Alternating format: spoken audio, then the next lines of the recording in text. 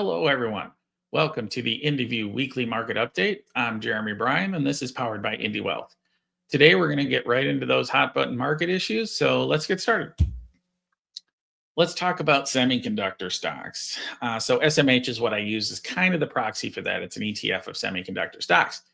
It fell hard last week, and it actually entered into correction territory. So it's down over 10% from its all-time high. Let's put that in a little bit of context, though. So a lot of times to give context about how something has rallied, I use it against its moving averages. So whether that's 50-day or 200-day, those are probably the most commonly used ones. So let's take a look at that. Is that SMH? Yeah, it fell 10% last week, but it's still 12% above its 50-day moving average and 43% above its 200-day moving average. So it is substantial how much the rally has happened in SMH, and last week's correction, while again painful when you look at it from the peak down 10%, it's not fun, but you've still substantially outperformed most other asset classes, even with that 10% correction. And you're, in my opinion, still in that area where you're susceptible to further correction going forward. So again, I'm not calling for one. The fundamental data of SMH and semiconductors in general is still phenomenal. If you looked at their earnings reports, except for Broadcom, which had a little bit of a slide back, and I think that's what spooked the markets a little bit, the numbers overall have been substantial. Some of these companies still trade, they trade at pretty frothy earnings estimates. They trade at pretty frothy valuation in general, but some of them aren't overly expensive, just simply because their overall growth has gone along with the stock price over a longer period of time. They've just been growing exponentially. And so the stock market has followed suit, and the SMH has followed suit as well. So again, from my perspective, fundamental case still seems very positive, and I'll get into that here in a bit when I talk about the Capex cycle. But there is, based upon, you're at a pretty substantial premium to those moving averages I discussed before, it could certainly pull back even further without really breaking the story, if you will. It's gone so far so fast.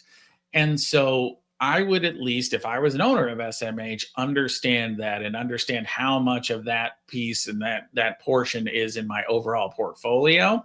And is it worth maybe trimming that back a little bit just to understand and get back to normalized levels, considering you've had such a substantial benefit over the past 6 months if you've owned it. Turning to number two, I think May jobs data was good overall. I mean, I don't see there was one, maybe a little slight negative, but overall, I think it was pretty good. 172,000 jobs. And April was also revised upward as well. So you've had 270,000 plus job numbers now at this point, which is good, which means we're out of that real kind of malaise that we saw from the prior months where we were in the, almost in decline phase and in that, 19,000, 50,000, those kinds of areas, which is kind of pretty slow growth.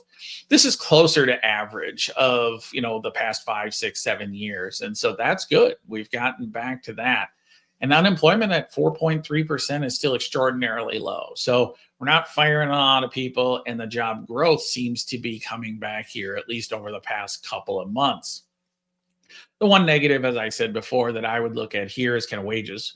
Wages were up 3.4% year over year, which isn't terrible, but it is below inflation at this point right now. And that's always a little bit uncomfortable when you have wages that are growing at sub-inflation numbers. It means you're kind of losing pace to a certain extent. You always want wages to be a little bit higher than that. I think that'll actually help inflation to a certain extent, is that if wages were rising aggressively, people would be spending more money, right? And then usually that exacerbates prices. So they're kind of helping each other to a certain extent, but you would like to see wages being a little bit higher than overall inflation so that people are actually making progress as they're getting raises and those kinds of things. Turning to number three, the Capex is eating share buybacks. So I looked at the JP Morgan weekly market recap, which is excellent.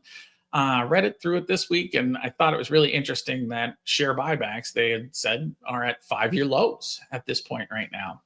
And their reasoning, and I tend to agree with them, is that it's because Capex is so high, is that businesses in the S&P 500 are spending aggressively on capital expenditures. So they're spending for growth at this point right now.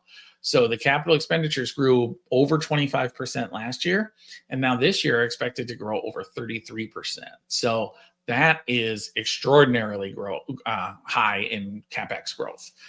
So a lot of that is being driven by, the bigger companies in the S&P 500, the quote unquote hyperscalers that are deploying billions upon billions upon billions and nearing trillions, if you aggregate it together, towards artificial intelligence.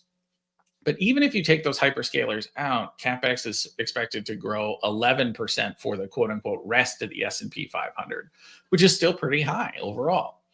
Now, again, what they're spending on is a lot of technology for their own businesses, right? Is technology to deploy artificial intelligence to make themselves more productive and to not lose market share against those that are spending. So overall, capital expenditures are growing well, and generally that's actually pretty decent. Now, again, it's higher risk though. So when you do share buybacks, you're reducing the amount of shares that you have out there, which makes your earnings per share go up for the most part, because you have less shares on the earnings per share basis.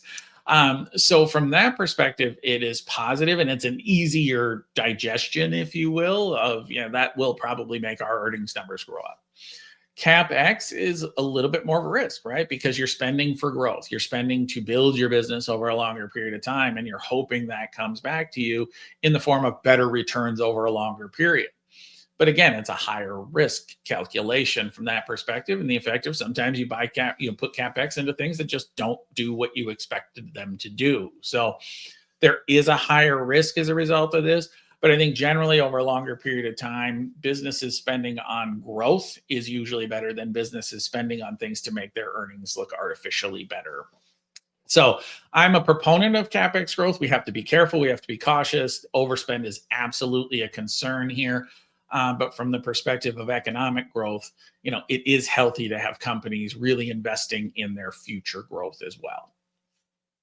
Turning to number 4, I've been watching a few movie trilogies here lately, and I was just wondering which actor wears the crown for movie trilogies. And there's a couple of good candidates out there, but there's been very few that have actually spread among multiple trilogies. And I think, one that maybe not recognized as much is Don Cheadle. Don Cheadle is in the Avengers, which I'm calling more of a trilogy. I know it has, 4 movies. I know it's got thousands of movies now in the franchise, but really the original of Avengers, Ultron, and then the 2 Endgame and Infinity War were kind of what I would call a quote unquote trilogy, even though it's 4. He's got that one. And then he also has the Ocean's 11 trilogy, which is a personal favorite of mine. I really like it. So he was an interesting one, but I think the king of the crown is still, to me, Harrison Ford. Harrison Ford, and nearly at the same time, had the Star Wars franchise going on with that trilogy, the original trilogy. And then also at the same time, I'm going to call it a trilogy of Indiana Jones movies. So he had Raiders of the Lost Ark, Temple of Doom, and then Last Crusade. Now, again, I know there's been subsequent Indiana Jones movies. I consider those kind of the 3 of a trilogy, and these latest ones are a different animal. So if you go by my confusing math, I still think Harrison Ford leads the charge. But let me know in the comments if you think somebody is different or better and has multiple trilogies under their belts that beat Harrison Ford's championship.